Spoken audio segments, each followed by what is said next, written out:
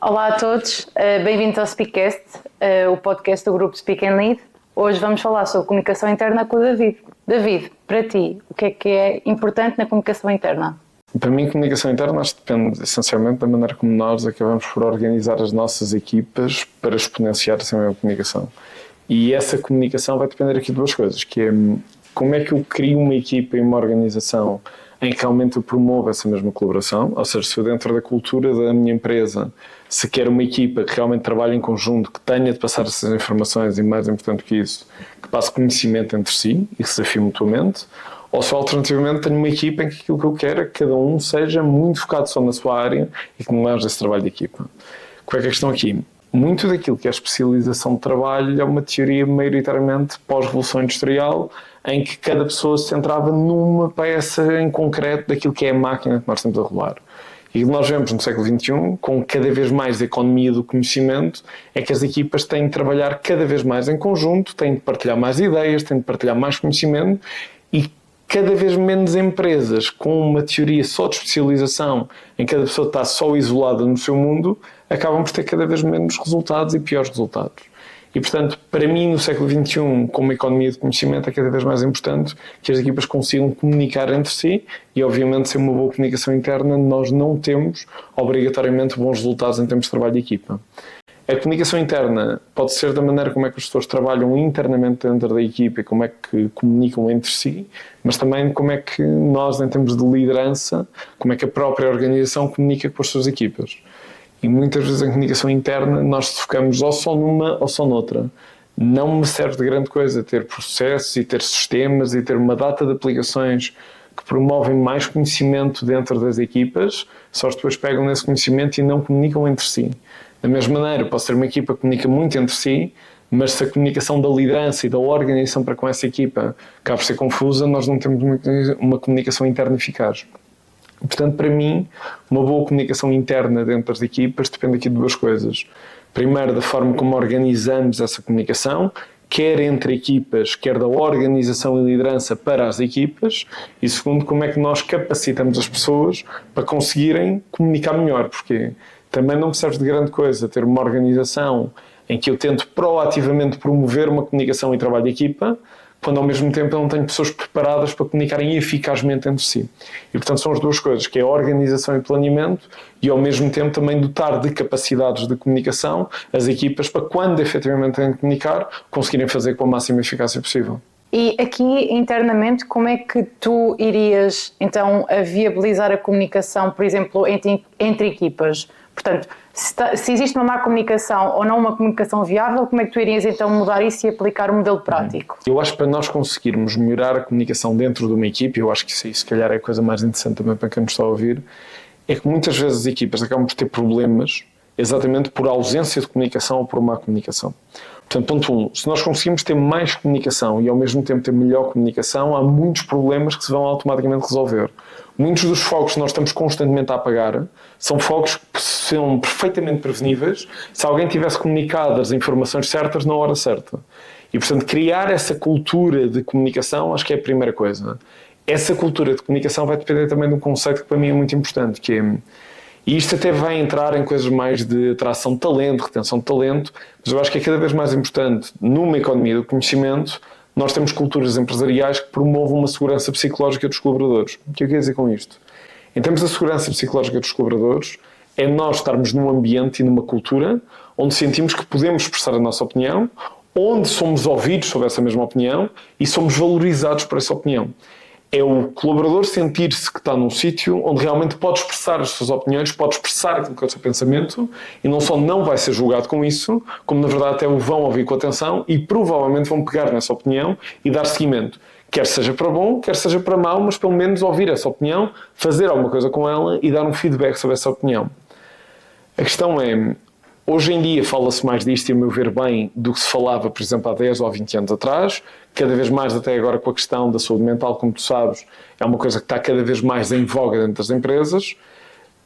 Acho que há um elemento que não se fala tanto, que é, eu tenho de ter uma organização em que haja segurança psicológica, em que as pessoas possam chegar à frente. Mas eu quero ter um ambiente que não tenha só segurança psicológica, mas que tenha um incentivo àquilo que é a comunicação. E esse incentivo não é eu dizer de aqui toda a gente pode dar a sua opinião. É eu estar numa cultura onde eu proativamente, enquanto líder, vá procurar a opinião das pessoas. Em vez de eu simplesmente dizer, pá, olha, se tiverem feedback, se tiverem sugestões, pá, cheguem-se à frente, em vez de eu esperar que a equipa chegue à frente, eu proativamente falar com a equipa e dizer, olha, temos aqui este tema, gostava mesmo de ter a vossa opinião, o que é que acham sobre A, o que é que acham sobre B, o que é que acham sobre C. Vem muito das lideranças e da organização procurar proativamente o envolvimento dos colaboradores. E se eu proativamente procurar esse envolvimento, aquilo que nós estamos a dar é um exemplo que é, quando vocês têm ideias, quando vocês têm sugestões, quando vocês têm feedback, vocês podem chegar-se à frente porque é esse o exemplo que nós damos. Eu acho que isso aí acaba por ser importante. Isso é uma coisa dentro de uma cultura de segurança psicológica. É bom ter essa segurança psicológica e ter essa proatividade, mas ao mesmo tempo falta a outra lacuna que estávamos a falar, que é não certamente grande coisa ter um ambiente dentro de uma organização onde as pessoas possam partilhar as suas opiniões e os seus pontos de vista, se eu não capacito as pessoas para o darem com qualidade. Isto porque, se eu só quero que as pessoas participem, mas não lhes dou ferramentas para participarem com qualidade, o que é que vai acontecer? E todos nós, se calhar, já tivemos realidades dessas, que são alguns membros da equipa, que se calhar são mais extrovertidos, se calhar estão mais à vontade naquele assunto ou no outro, que são pessoas que estão constantemente a dominar as conversas. São sempre os mesmos a falar, são sempre os mesmos a chegar-se à frente. Porquê?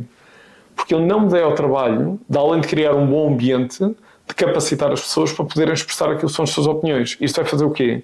Se as pessoas estão naturalmente mais à vontade, são naturalmente mais extrovertidas, vão ter mais tendência para se chegar à frente e para expressar as suas opiniões.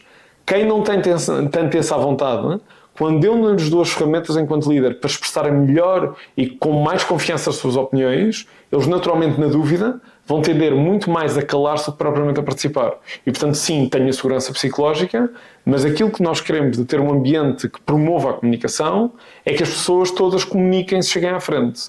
Não só permitir um meio para alguns que gostam mais de falar, falarem mais do que os outros. E isso aí é uma coisa detrimental. Portanto, não serve apenas criar um bom ambiente de equipa, ter essa segurança psicológica, tem que garantir que dou as ferramentas às pessoas para não terem essa barreira comunicacional, para quando têm uma ideia, conseguirem chegar-se à frente. Quando têm um feedback para dar a um colega, poderem chegar à frente. E quando têm, se calhar, uma conversa mais constrangedora ou mais complicada de se ter, também terem essa vontade e essa confiança. E essa confiança e essa vontade aprende-se, desenvolve-se e é uma coisa que todos nós conseguimos evoluir. Mas isso vem exatamente das pessoas terem as ferramentas certas para, na cultura certa, conseguirem tirar o máximo partido dessa mesma cultura. E dentro dos espectros de comunicação, como estavas a abordar, acreditas que a comunicação assertiva pode agregar? A questão da comunicação assertiva vem de dois elementos, que é a primeira pessoa realmente perceber quais são os seus limites e também conseguir assertivamente dizer aquilo que vai proteger o seu trabalho e também proteger a organização, e temos estes dois objetivos. Muitas vezes confunde-se assertividade com subserviência, ou muitas vezes assertividade com a pessoa só está focada em si própria, e isso aí é um problema, que é a comunicação assertiva é a pessoa, antes de mais, ter uma definição muito clara do que é bom para ela e o que é bom para a empresa ou para a organização. E aí comunicar assertivamente e proteger aquilo que é a organização e também o seu trabalho, de forma a conseguirmos atingir os melhores objetivos possíveis. Isso é uma coisa aqui, comunicação assertiva. Não é só a pessoa dizer que não é só a pessoa conseguir estabelecer e meter os pontos nos is e gerir as suas prioridades e comunicar isso de forma assertiva e, quando as coisas são importantes, defender os seus pontos. Acho que isso é importante. Mas para mim, a comunicação assertiva tem aqui outros dois componentes que são importantes. Nós temos momentos dentro das equipas e dentro daquilo que é a comunicação interna em que efetivamente temos de ser assertivos. Há momentos em que não é tanto para ser assertivo, há momentos em que nós temos de ter uma comunicação muito mais empática do que assertiva. E há um terceiro momento em que nós não é tanto a questão da comunicação assertiva nem a comunicação empática, é muito mais aquilo que é uma comunicação argumentativa. O que é que quer dizer com isto? Argumentativa não significa que nós estamos ali para discutir ou para estarmos ali a entrar em conflitos. Argumentativo significa quando eu tenho de esclarecer as coisas, quando eu tenho de passar conhecimento à minha equipa, quando eu tenho de explicar o raciocínio que está por trás de fazermos A em vez de fazermos B, de conseguir fazer com qualidade. Não é só ser assertivo na forma como eu comunico, é conseguir ter uma comunicação mais completa. E há momentos para argumentar, há momentos para empatizar e há momentos para nós conseguirmos ser mais assertivos. Eu acho que nós temos a trabalhar estas três vertentes da comunicação, em vez de só olharmos para o assertivo, ou só para a empatia, ou só para o argumentativo. uma cultura de comunicação saudável é uma cultura onde as pessoas podem chegar à frente, mas chegam à frente e conseguem comunicar nos 3 tipos de cenários, em que não se focam exclusivamente num único modelo, porque é daquelas questões que é, se eu só tenho assertividade no meu ambiente de trabalho, as relações vão pecar com isso. Se eu só tenho comunicação empática no meu ambiente de trabalho, a performance vai perder com isso. Se eu só tenho argumentação dentro daquilo que é o meu ambiente de trabalho, nós, em termos também da aplicação das coisas e da urgência da aplicação, também vamos perder com isso. Portanto, não é escolher um dos 3, é estarmos capacitados em comunicação para comunicar assertivamente, empaticamente e também conseguimos argumentar com qualidade quando é necessário. Curioso, falaste de comunicação empática, no que é que consiste? Comunicação empática. Comunicação empática depende, primeiro, de nós nos conseguimos colocar naquilo que é a posição do outro. Ou seja, comunicação empática não é simplesmente sermos simpáticos ou sermos muito fofinhos quando as pessoas estão a falar connosco. Isso é uma confusão que se faz, que há muita gente a tentar ser simpática, há pouca gente realmente a conseguir ser empática. A parte da empatia é nós conseguimos olhar para o mundo através daquilo que é a perspectiva do outro e a partir do momento que eu consigo desligar-me daquilo que é só a minha realidade e a minha mundivisão, colocar-me um bocadinho nos pés do outro, consigo muito mais facilmente identificar problemas que não identificaria a partir da minha perspectiva, identificar pontos de melhoria que não identificaria da minha perspectiva e identificar soluções que não identificaria por parte da minha perspectiva. Se eu conseguir olhar para aquilo que é a realidade do outro e colocar-me nessa posição, há muita discussão que se deixa de ter. Se eu me conseguir colocar na posição do outro, há muito mal entendido que deixa de acontecer. E se eu me conseguir colocar na perspectiva do outro, há muito mais evolução da organização como um todo do que se eu tiver pessoas que estão só completamente autocentradas, quer naquilo que fazem, quer na sua própria individualidade. E, portanto, essa é a primeira parte. Segunda coisa, não me basta ter a capacidade de colocar nos pés do outro, eu tenho que comunicar de uma maneira em que promova também relações. Essas relações de empatia, em que temos ligação, são importantes especialmente até na nossa cultura, porque nós culturalmente em Portugal tendemos a privilegiar muito mais a empatia do que qualquer outro fator de influência, mas isso são outros 500 para outro episódio, mas nós tendemos a privilegiar essa empatia. Nós muitas vezes, aquilo nos diz se eu posso confiar em alguém ou não, são as relações que a pessoa tem. E é até aquele ditado que nós temos que é, diz-me com quem andas, dir-te-a quem és. E isso vem exatamente dessas relações de proximidade e de empatia. Agora, nós numa organização, nós queremos ter essa empatia porque a empatia vem com 2 coisas. Quando eu tenho uma relação de empatia com alguém, eu naturalmente significa que eu confio mais nessa pessoa. E quando eu tenho uma relação de empatia com alguém, significa que eu tenho maior segurança sobre essa pessoa.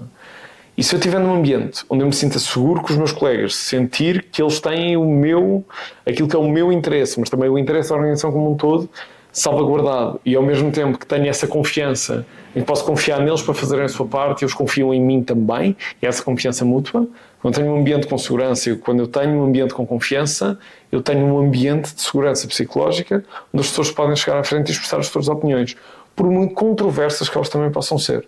E portanto sim, comunicação empática depende disso. Agora, a questão aqui fundamental não é tanto o que é a comunicação empática, é muito mais como é que nós podemos ser mais empáticos a comunicar. E eu acho que todos nós percebemos a importância de ter boas relações dentro do ambiente de trabalho, e até por uma coisa que eu acho que é muitas vezes esquecida, que é, nós passamos mais horas com as pessoas com quem estamos a trabalhar do que de vez em quando até com a nossa própria família. Muito daquilo que é a nossa vivência depende daquilo que é o ambiente de trabalho que nós temos. E cada vez mais acontece pessoas saírem de certas empresas porque estão num ambiente de trabalho onde não se revêem, onde sentem que estão mal, onde sentem que é um ambiente tóxico, por muito boas que sejam as condições financeiras, por muito boas que sejam as condições técnicas do sítio, pá, se eu estou num ambiente onde eu sinto que não posso confiar em ninguém, onde não me sinto seguro, onde sinto que as pessoas são odiosas, por muito bom que sejam as outras condições, eventualmente aquilo vai se virar contra nós. E, portanto, esse bom ambiente de trabalho eu acho que é essencial. Esse bom ambiente de trabalho só se consegue também com uma boa comunicação e relações de empatia entre as pessoas. Isto não significa, atenção, que as pessoas tenham de ser os melhores amigos uns dos outros. Acho que temos de nos respeitar e, ao mesmo tempo, também conseguir empatizar com o outro e conseguimos colocar-nos na perspectiva do nosso colega e perceber de se ele não consegue fazer alguma coisa, pá, por alguma razão deve ser. E se eu me conseguir colocar na perspectiva do outro, a vez de simplesmente criticar, vai ser muito mais fácil termos ali um bom ambiente de equipa. Como é que nós podemos ter, então, essa comunicação mais empática? Uma comunicação mais empática depende primeiro de querer empatizar, e isso é uma coisa que nós não podemos ajudar ninguém, ou as pessoas querem saber ou não querem saber. Não é só a pessoa querer, é a pessoa também saber como. E a comunicação empática para mim é uma coisa muito simples, que é, para mim a comunicação empática é como o ditado da mulher de César. Não basta sê-lo, há também que parecê-lo. eu posso ser muito empático e querer criar empatia, eu tenho que ter as ferramentas para tal. Como é que são essas ferramentas? Ponto 1 da comunicação empática. Primeira coisa que nós temos de fazer é, não existe comunicação empática se eu não me meter na perspectiva do outro. A única maneira de eu me conseguir meter na perspectiva do meu colega é conhecer melhor o meu colega. E a única maneira de conhecer melhor o meu colega é ouvir mais o meu colega. E, portanto, ponto 1, se eu quero ter uma comunicação mais empática, a principal coisa que nós temos de desenvolver dentro das organizações é exatamente a capacidade de escuta ativa.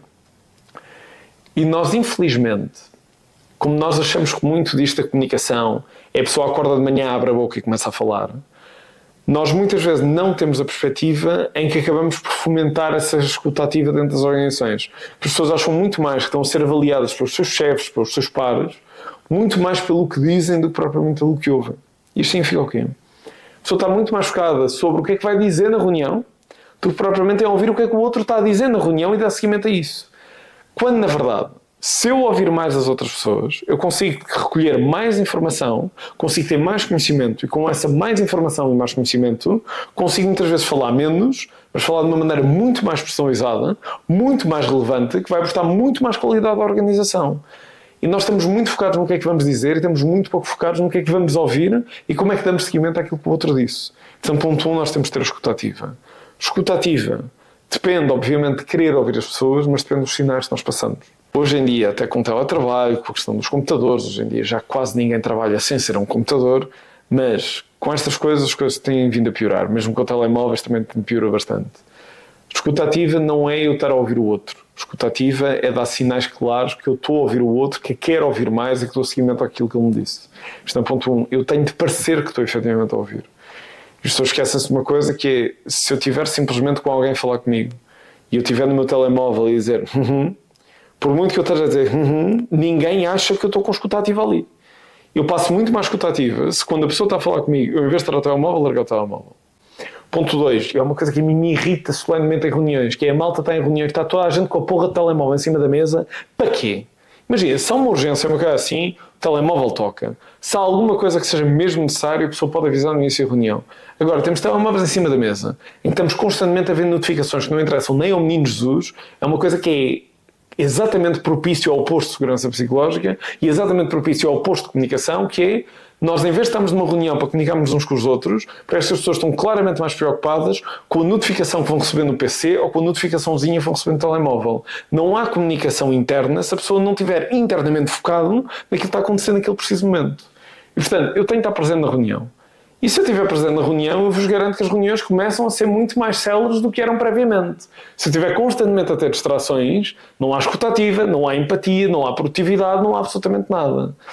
Segundo cenário aqui, é dentro destas questões, estar ao telemóvel, estar ao computador, estar com essas coisas, perceber que se alguém está a falar connosco, por muito que eu esteja a fazer alguma coisa, é completamente diferente dizer ou naquele momento poisar o telemóvel, naquele momento poisar o computador ou virar o computador e olhar para a pessoa quando ela está a falar comigo. Além de olhar para a pessoa, não é simplesmente o olhar. E isto é uma coisa que eu acho que é importante, que é muito mais importante se eu estou a olhar para a pessoa ou não para ela se sentir ouvida, do que simplesmente eu estar só a ouvir. É mais uma vez como a mulher de César, escuta ativa não basta sê-lo ou também parecê-lo. Não basta estar a ouvir, eu tenho de dar sinais claros que eu estou a ouvir a pessoa e que eu quero ouvir a pessoa. E o contacto visual é um desses. Não há boa escuta ativa sem contacto visual. Segundo elemento aqui, além de fazer contacto visual, depende de onde é que eu me estou a virar. Depende realmente se eu estou a dar o tronco à pessoa ou se eu não estou a dar o tronco à pessoa. Exemplo, se eu estiver com alguém ao meu lado direito que está a falar comigo, se eu simplesmente virar a cabeça, passa muito menos escuta ativa do que se eu literalmente virar o tronco para a pessoa. E há aqui uma regra simples, que é, em termos de linguagem não verbal, o nosso umbigo indica para onde temos interesse. Se eu só virar a cabeça, indica menos interesse do que se eu virar todo o meu tronco para a pessoa, porque eu estou a mostrar disponibilidade para ouvir a pessoa e estou a alimentar aquela conversa. E, portanto, isso vai-me ajudar porque se a pessoa sente que eu estou a dar a atenção a ela, se a pessoa sente que eu estou a olhar para ela, se a pessoa sente que eu a estou a ouvir, naturalmente vai falar mais. Se a pessoa vai falar mais, vai-se naturalmente sentir mais escutada, mais ouvida. Se a pessoa se sente mais escutada, sente-se mais importante. Se a pessoa se sente mais importante, sente-se mais valorizada. Sendo mais valorizada, naturalmente cria mais empatia, quer com a pessoa, quer com a organização.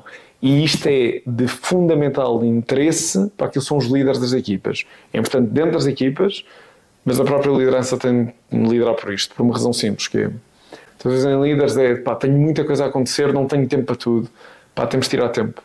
Quando eu tenho um colaborador que está a falar comigo, eu tenho de lhe dar atenção, é a minha responsabilidade enquanto líder. Pá, se eu tenho outras coisas para fazer, tenho-me a aprender a gerir melhor.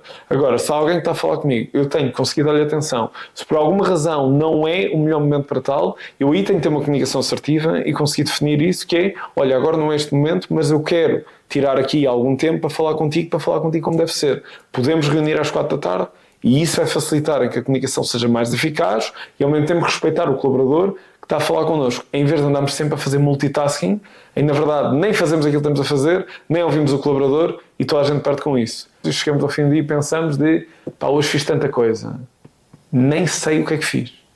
E isso é o problema, que a pessoa se sente ocupada, está o dia todo a fazer coisas, só que andamos a fazer coisas às mijinhas, em vez de estarmos focados realmente naquilo que estamos a fazer.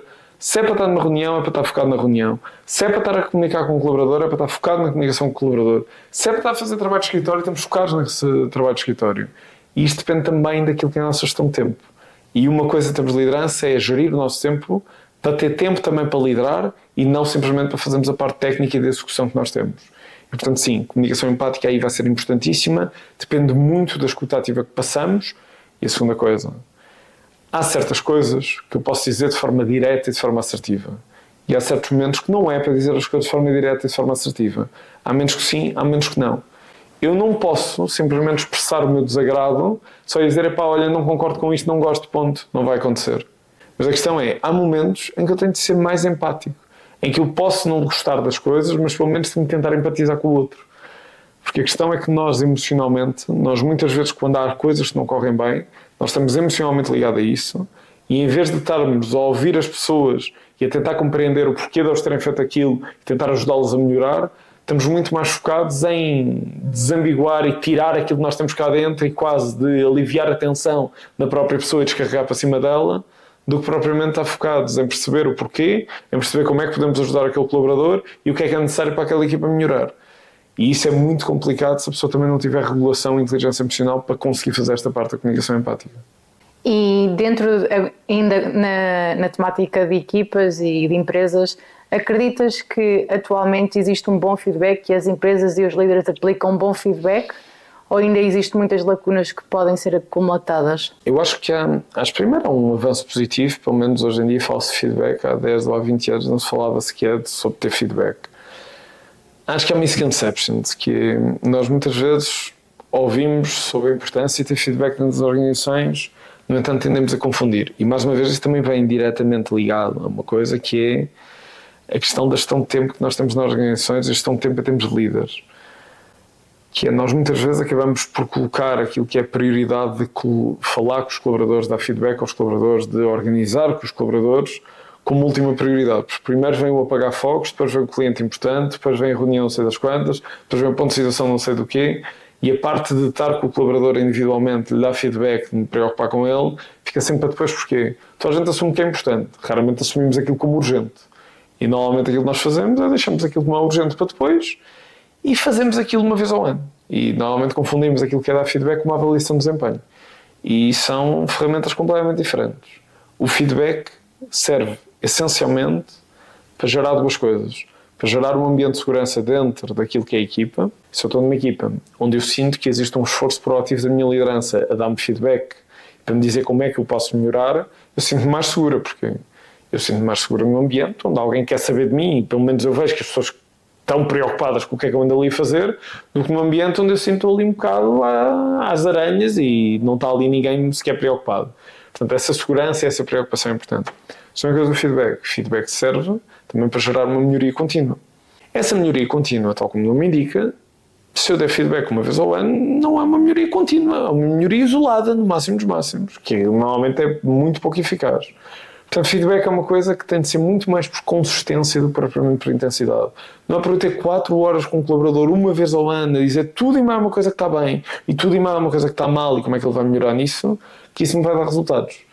É muito mais eficaz cortar o elefante às postas. Em vez de eu estar a dar tudo e mais uma coisa num único feedback, fazer esse feedback consistentemente. Porquê? Eu não quero que o colaborador se sinta seguro uma vez ao ano. Eu quero que o colaborador se sinta seguro continuamente. Eu não quero que o colaborador ache que eu me preocupe com a melhoria da organização uma vez ao ano, mas que eu me preocupe com a melhoria da organização consistentemente. E, portanto, se eu quero um efeito consistente de motivação, eu não posso simplesmente dar a avaliação de desempenho uma vez ao ano. Eu tenho que ter momentos de feedback e esses momentos de feedback têm de ser regulares. essa regularidade, o que é que eu normalmente aconselho? Ter um momento de feedback específico. Normalmente aquilo que eu aconselho mais é trimestralmente. Obviamente que existem coisas nas empresas e as culturas também vão impactar isto. Há empresas que pode ser em vez de 3 em 3 meses, ser de 6 em 6. Há empresas que se calhar em vez de 3 em 3 meses é mensalmente, tudo bem. Aquilo que eu aconselho é quando se está a fazer o planeamento do ano em termos de líderes, já nesse planeamento do nosso calendário, já devem estar os momentos de feedback individual. Que é para quê? Já está no calendário e aquilo tem de ser sagrado e não é mudável. E se aquilo já está planeado no início do ano, são 4 dias durante o ano, uma vez a cada trimestre, está mais do que bom. E isso já me vai permitir, pelo menos, fazer esse check-in trimestral e ver como é que as coisas estão a evoluir. Sobre os feedbacks em si, esse é um dos pontos. O segundo ponto aqui é que existem vários tipos de feedbacks e nós não vamos estar aqui também a elaborar sobre cada um deles, isso aí é mais até do curso de liderança do que outra coisa, mas há 2 grandes tipos de feedback que eu acho que são aqui relevantes, que é um feedback de erro, que é quando as coisas correm efetivamente mal. E isso é outra coisa, que hoje em dia parece estar na moda chamar as coisas, não é feedback, é feed forward, não é feed forward, é feedback de melhoria, não é feedback de melhoria, é feedback construtivo. Podem usar os termos que quiserem, mas na base é uma coisa muito simples. É ter um feedback para as coisas que correm mal e ter um feedback para as coisas que correm bem. Ponto. Feedback positivo, feedback de erro. Se damos outro nome, damos outro nome, mas não é por aí que vamos mudar a coisa holística do feedback. Relativamente ao feedback positivo tem aqui uma coisa que eu acho que é importante, que é nós muitas vezes nas organizações tendemos a confundir aquilo que é um feedback positivo com uma palmadinha nas costas. Um feedback positivo é uma coisa que valoriza a pessoa, que faz com que a pessoa se sinta importante, mas eu, para dar esse feedback positivo, para a pessoa se sentir bem, para a pessoa se sentir importante, para a pessoa se sentir valorizada, esse feedback tem de ser específico para ela. Se eu disser, como já vi alguns líderes fazer, que é, olha, parabéns, bom trabalho, isto são palavras ocas. O parabéns, bom trabalho eu podia dizer a qualquer pessoa dentro da equipa. Isto não significa absolutamente nada. Segunda coisa, o feedback positivo tem de ser específico ao ponto da pessoa perceber não só que eu estou a valorizar enquanto líder, mas uma outra questão, que é que eu estou a valorizar enquanto líder, mas o feedback positivo não serve só para as pessoas se sentirem mais motivadas. Serve para as pessoas saberem o que é que eu estou a avaliar positivamente o trabalho deles enquanto líder e o que é para continuar a ser feito e o que é que realmente queremos que ainda seja feito melhor. Então o feedback positivo serve exatamente para gerar melhoria, não é só motivação. E, portanto, confundimos muitas vezes frases feitas como parabéns, bom trabalho, gostei muito, com aquilo que devia ser o feedback positivo, que é dizer, olha, gostei imenso do trabalho que fizeste relativamente ao novo cartaz do curso que lançámos agora, acho que o esquema de cor está altamente apelativo e gostei muito que tivesse sido proativa e em vez de termos só uma versão, temos 3 versões desse mesmo cartaz. Estamos a ajudar imenso em termos de redes sociais e tenho a certeza absoluta que isto nos vai dar melhores resultados do que aquilo que nós tivemos nas campanhas prévias. Este é um feedback que a pessoa sabe que só ela é que fez aquilo, em que a pessoa sabe exatamente o que é que nós estamos a valorizar e tem um caminho muito claro do que é que deve continuar a fazer e porque é que eu lhe estou a dar aquele feedback. Se eu simplesmente der palavras, der um feedback muito abrangente, muito macro ou muito pouco específico, a pessoa não só não vai levar aquilo tão a sério, como ao mesmo tempo não sabe exatamente, depende de tudo aquilo que foi bom trabalho, ela sabe lá efetivamente o que é que eu estou a julgar como um bom trabalho. Se a pessoa tiver um caminho claro do que é que deve continuar a melhorar, muito mais facilmente atinge essa melhoria, que é melhor para a pessoa e para nós. Isto é uma coisa também sobre feedback positivo que eu acho que é importante. Feedback positivo é uma outra coisa que é, eu tenho que garantir que o feedback positivo gera motivação, não gera acomodação. O que eu quero dizer com isto? As pessoas recebem feedback positivo quando começam ou fazem alguma coisa que vá sair daquilo que é expectativas, que vá para além das expectativas, em que haja ali alguma melhoria. A pessoa não fazia X, passou a fazer Y. Boa, está a evoluir, está nesse sentido, feedback positivo. Se eu olhar para feedback positivo só como fonte de motivação, e se eu der constantemente feedback positivo por tudo e por nada, vai haver uma questão que eu gosto muito de um conto infantil, que é o conto do Pedro e o Lobo. Vem o lobo, vem o lobo, vem o lobo e eventualmente a pessoa deixa de acreditar. Isto é verdade para consequências e é verdade também para a meritocracia, que é, se eu estiver constantemente a dar feedback positivo só por dar feedback positivo, a pessoa não vai continuar a melhorar, muitas vezes vai-se acomodar. Eu tenho que garantir que quando dou esse feedback positivo, é um feedback que é efetivamente merecido. Se eu sinto que a pessoa estava num grau de expectativas, ultrapassou e recebeu esse mérito e recebeu esse feedback positivo, tenho que garantir que cria uma cultura de responsabilização para a pessoa passar para o próximo nível. E aí tem mais feedback positivo e assim sucessivamente. Se eu der feedback sempre da pessoa estar no mesmo nível, significa das duas uma. Ou que eu tenho as minhas expectativas sobre aquele colaborador mal geridas, e é um problema do líder, ou alternativamente, que eu estou a criar uma cultura de acomodação em que a pessoa sente que faz a mesma coisa que já domina completamente e está na mesma a ser reconhecida por isso. Qual é o problema disso? A partir do momento que nós temos esse tipo de cultura, os melhores colaboradores que se sentem incomodados vão procurar desafios noutro sítio, porque se nós não os desafiamos aqui, eles vão procurar esse desafio noutro sítio qualquer. Portanto, sim, feedback positivo é importante, não como fonte simplesmente de valorização, mas como fonte de mérito e, segunda coisa, como fonte de evolução. E essa evolução só acontece se for merecido e, quando é efetivamente merecido, não dar aquilo como se fossem simplesmente guloseimas para as pessoas. Temos de usar aquilo com alguma responsabilidade. Segundo tipo de feedback quando as coisas não correm tão bem. É uma coisa que vai acontecer, todos nós fazemos erros, todos nós muitas vezes acabamos por não atingir aquilo que éramos para atingir, faz parte de ser humano. Agora a questão, como eu dou esse feedback, é que tem alguma diferenciação em termos do impacto. Isto vai depender primeiro, no feedback de erro, quando as coisas não correm bem, eu tenho de primeiro ter controle emocional para conseguir dar. Eu, se não consigo controlar a mim próprio, vou dar aquele feedback, e se eu der um feedback de forma descontrolada, vou falar da maneira errada, vou dizer as coisas erradas, e aquilo, em vez de gerar melhoria, gera exatamente o oposto disso. Eu tenho que garantir que tenho regulação emocional, isso aí é uma coisa que se desenvolve mais no campo da inteligência emocional, onde temos vários cursos também sobre isso. Segundo cenário aqui, eu, para a regulação emocional, a pessoa tem de trabalhar isso nela, mas há um pequeno conselho aqui. Nós nunca damos feedback a quente, a menos que seja obrigatoriamente necessário. Se alguma coisa correu mal, eu, no momento em que vejo que alguma coisa correu mal, eu estou completamente descontrolado emocionalmente porque eu estou preocupado com aquilo. Naquele momento é para resolver o problema, não é para dar feedback sobre isso. E portanto, se eu der algum tempo, se eu conseguir respirar fundo, se eu der umas horas ao assunto, eu vos garanto que quando vamos abrir a boca, abrimos a boca com mais calma e abrimos a boca com mais qualidade. E isso é importante para o feedback que vamos dar. Se um cenário aqui, eu tenho no feedback que vou dar sobre o erro ou sobre aquilo que não correu bem, tenho de ser específico sobre esse feedback. Ou seja, a pessoa tem de perceber exatamente o que é que eu não gostei ou o que é que não correu bem. Porque eu não posso dar uma coisa ali abrangente sobre, olha, sobre aquilo que aconteceu com o outro cliente, eu estou-lhe a dar feedback sobre um erro em concreto que eu sei. Quando eu lhe digo, pá, sobre aquilo que aconteceu com o outro cliente, a pessoa está a pensar, quais das 3 coisas que eu fiz mal é que ele está a pensar? O que é que ele realmente apanhou? E se ele acha que eu estou a dar feedback a um erro e eu, na verdade, estou a dar feedback a outro, obviamente que aí vamos ter um problema de comunicação e ninguém vai aprender nada com aquilo. Portanto, ponto 1, ser muito específico sobre o erro em concreto. Exemplo, relativamente à situação em que não enviamos certificados à empresa X de forma atempada. Se eu disser isto, a pessoa sabe exatamente ao que me estou a referir. Quando a pessoa sabe o que eu me estou a referir, quando há essa clareza, mais facilmente conseguimos seguir para o resto do feedback. Depois disso, depois de eu ser claro sobre o erro, há uma coisa que muitas vezes falha, eu tenho de garantir que eu consigo passar à pessoa a importância e o impacto do erro que a pessoa acabou de cometer.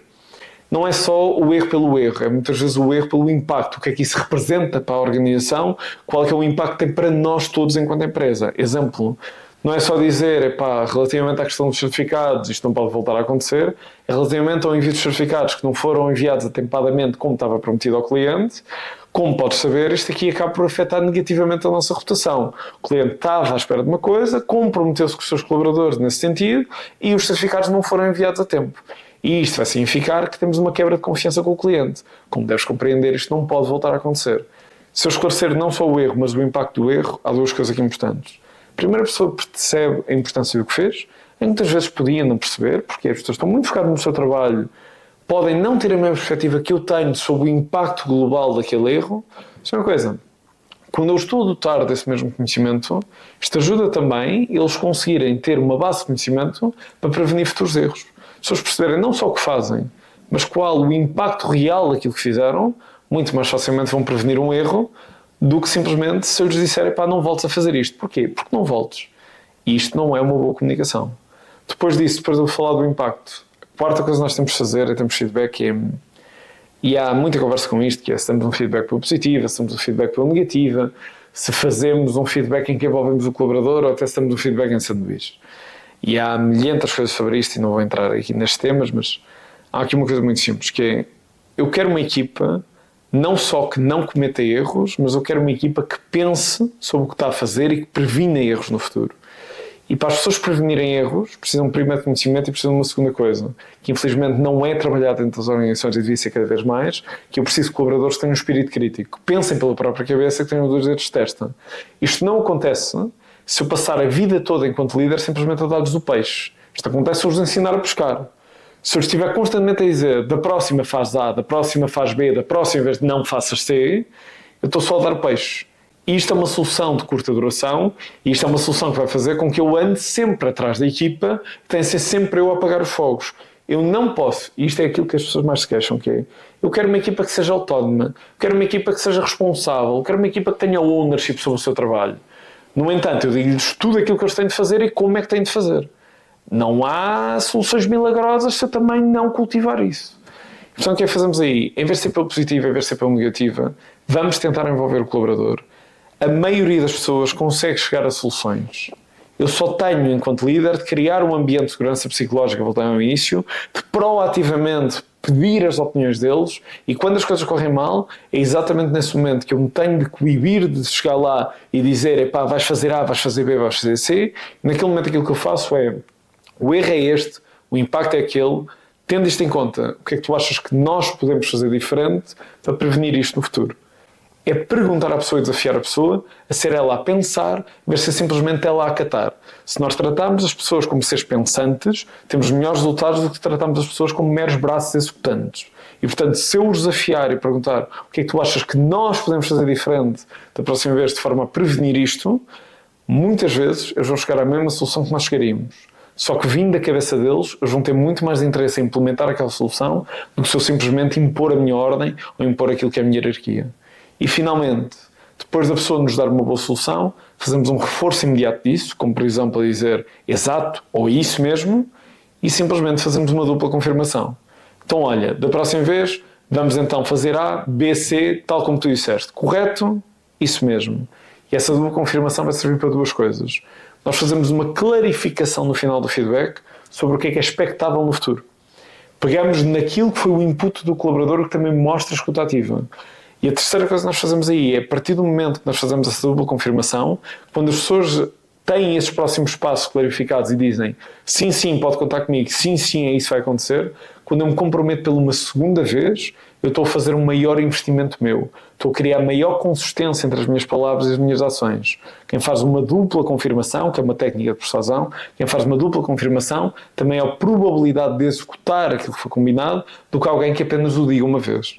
E, portanto, clarificar aquilo no final aumenta a probabilidade de execução e faz uma última coisa. Quando eu clarifico, então olha, da próxima vez, tal como tu disseste, vamos fazer A, vamos fazer B, vamos fazer C, correto? Eu faço isto. Também estou a abrir espaço para dúvidas e questões. E essas dúvidas e questões são importantes porque se eu não abro esse espaço para dúvidas e questões, a pessoa pode tê-las. Só que não as apresentando naquele momento de feedback, muitas vezes só para não ser politicamente incorreto, a pessoa não expõe a dúvida, porque eu não pedi essa mesma dúvida. Não responde a dúvida fica lá.